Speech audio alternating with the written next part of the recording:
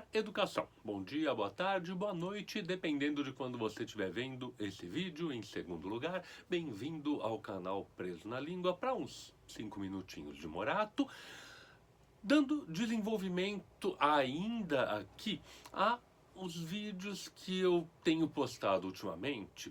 Eu fiz um primeiro sobre a questão de ser professor e sobre querer ensinar e ensinar a coisa diferente. Um vídeo sobre a erudição, que na verdade aquela minha postura de defender o ensino, defender, conhecer coisas, é também uma postura de defender sim a erudição.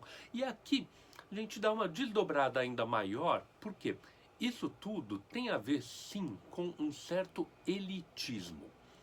E aqui não vamos nos desesperar, não vamos ficar horrorizados, porque esse é um assunto que é importante tratar. A gente precisa falar sim sobre elitismo, porque não é uma coisa ruim. A discussão se atrapalha bastante, porque o elitismo, que etimologicamente quer significar a elite, o que tem de melhor. E quando eu estou defendendo aqui uma ideia de erudição, é nesse sentido de elite, de uma das melhores coisas, selecionar colocando a régua lá em cima.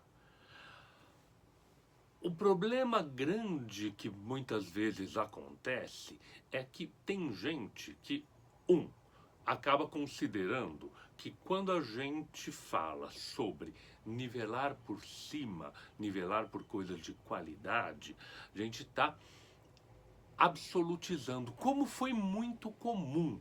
E inclusive o elitismo, do ponto de vista político, historicamente, foi utilizado como segregação, como discriminação. E essa discriminação muitas vezes acontecia porque se partia do princípio de que a hierarquia, que a régua por cima, os valores, eles eram naturais. Não, não, não. Não são naturais. Estamos fazendo escolhas. E aqui é um ponto muito importante da gente entender. Ao admitir que eu estou fazendo uma escolha elitista e ela é uma escolha, eu estou me comprometendo com uma série de princípios e valores. Desse ponto de vista, eu estou sendo idealista, e não é o idealista de acreditar no ideal que pré-exista. Não, é o ideal que a gente se coloca.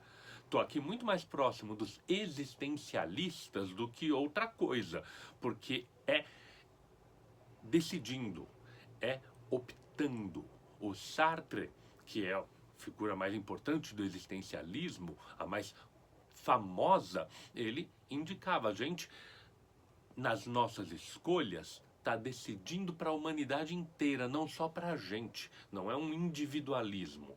Quando eu estou pensando em elitismo, desse ponto de vista existencialista, eu estou falando que essa elite, que esse ideal é algo que eu escolho e que eu defendo. E é isso que eu estou fazendo em todos os vídeos aqui do canal. Eu estou defendendo um determinado padrão, um determinado projeto de intelectualidade, de inteligência, de sensibilidade.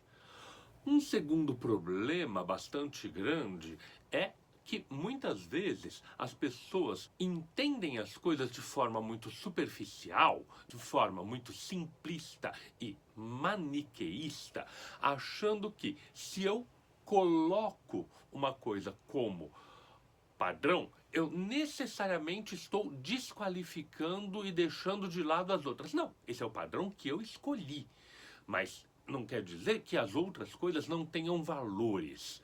É muito comum, e é muito comum de forma extremamente reativa, as pessoas recusarem aquilo que elas acham que é elitista, porque o elitismo suporia que aquilo que não faz parte da coisa elitizada é menor, é desprezível. Não é desprezível, ela simplesmente não entra nesta categoria que eu estou colocando.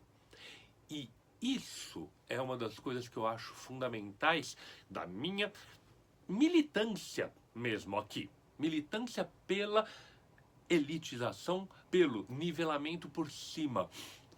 Não é uma coisa natural, então ela pode ser aprendida. Ser elitista não é nascer com um bom gosto.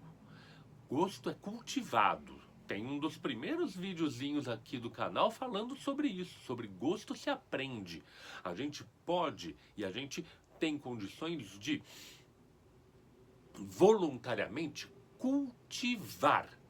Uma pessoa culta, a palavra vem diretamente da mesma ideia de terra, de cultivar a terra, de trabalhar a terra. O problema grande é que ultimamente a gente acredita, por causa de uma certa ideologia romântica, eu tenho muito problema com os românticos, que as coisas são naturais, espontâneas, elas brotam. Não, na cultura, raramente as coisas brotam. Sim, elas podem se automatizar, mas elas não brotam espontaneamente, elas são frutos de trabalho. E o trabalho é um elemento fundamental do elitismo. A gente pode se cultivar, a gente pode crescer, a gente pode desenvolver um gosto maior, e é nesse sentido que eu estou valorizando a educação, que eu estou valorizando a figura do professor. É através do ensino, é através do esforço, é através da escolha de algo que a gente pode nivelar por critérios escolhidos por nós, mas critérios que sejam de grande elaboração, que a gente vai se colocar no mundo, que a gente vai criar o nosso mundo. E aí, a gente cria algumas contradições com os movimentos mais, muitas aspas, espontaneístas, porque eles se recusam a discutir a qualidade daquilo que está sendo trabalhado. Ah, tudo vale, tudo é igual. Não, não é tudo igual. Não é tudo que vale. E muitas vezes, não porque seja uma coisa intrínseca só, mas do objeto que está sendo trabalhado, mas porque esse objeto cultural, ele também vem com uma pátina de leituras diversas. É uma pátina de cultura acumulada. O elitismo também, do jeito que eu defendo, se vincula a essa coisa da cultura acumulada, que vai sendo acrescentada por cada leitura, por cada visão, por cada audição. A gente vai criando conexões, criando cada vez mais conexões, porque é esse o trabalho fundamental do professor. É esse o trabalho da erudição. É esse o trabalho da elitização. É forçar a que a gente busque o melhor. O melhor que não é dado naturalmente, que é escolhido e que é voluntariamente trabalhado para ser o melhor. E que, desse ponto de vista, pode ser alcançado por todos. O elitismo pensado dessa maneira é uma das coisas mais democráticas que existe, porque é justamente o oposto daquele espontaneísmo em que o gênio nasce com um toque divino que não precisa ser ensinado. Não, pode ser aprendido, pode ser ensinado. A genialidade também é fruto de trabalho. Claro que tem pessoas que têm disposições. Um caso exemplar é o caso do Mozart. Mas, muitas vezes, as pessoas não gostam de mencionar um dado adicional, que é o pai do Wolfgang Gottlieb Mozart. O nome dele não era Amadeus, tá? O Amadeus foi usado pela peça do Peter Schaffer e o que ele preferia era a versão francesa, Amadé, que é a versão afrancesada da cultura alta da época do Gottlieb, alemão. O Wolfgang Gottlieb Mozart era filho do Leopold Mozart, um dos maiores pedagogos musicais do seu tempo e de toda a história.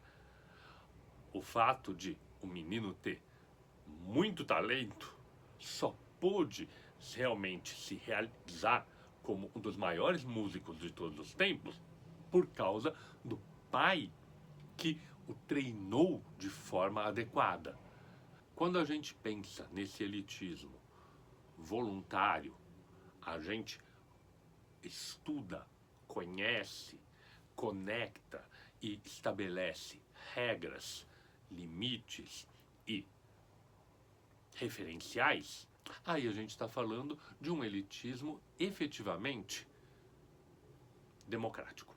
A gente não termina ainda, deixa eu só voltar rapidinho, esse vídeo já estava editado, mas vale a pena retomar e fazer um puxadinho aqui, porque um comentário que surgiu ao vídeo anterior sobre a erudição era de um amigo meu, do Léo, que resolveu trazer também uma citação da Susan Sontag, a crítica e teórica americana, autora do Contra-Interpretação, autora do da Doença como Metáfora e tantas outras obras fantásticas do final da segunda metade do século XX. Ela diz o seguinte, citada aqui pelo Léo: quaisquer que fossem as embaraçosas influências de linguagem que se sentissem, como seria inviável hoje alguém se recobrir com absolutos pernósticos como beleza, bondade e verdade. Os ideais de estilo europeu, da maturidade de cultura, da sabedoria, cederam claramente seu lugar às celebrações do estilo americano, do jovem para sempre.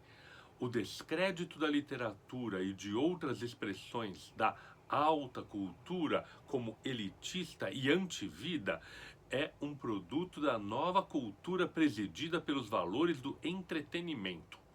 Hoje, quem proclama que ama o inferior alegará que isso não é nada inferior, é, na verdade, superior. Dificilmente haverá entre os acalentadas opiniões contra as quais Gombrowicz se batia, alguma que ainda seja acalentada. Pois é isso que a Susan Sontag estava falando. A minha questão sobre o elitismo verdadeiro, que é democrático, porque ele permite o aprendizado, ele permite o desenvolvimento, ele permite o aprimoramento, enquanto o espontaneísmo vai sempre se nivelar por baixo, ele vai sempre criar também esse rancor e essa má vontade com todo o resto que exige alguma dedicação.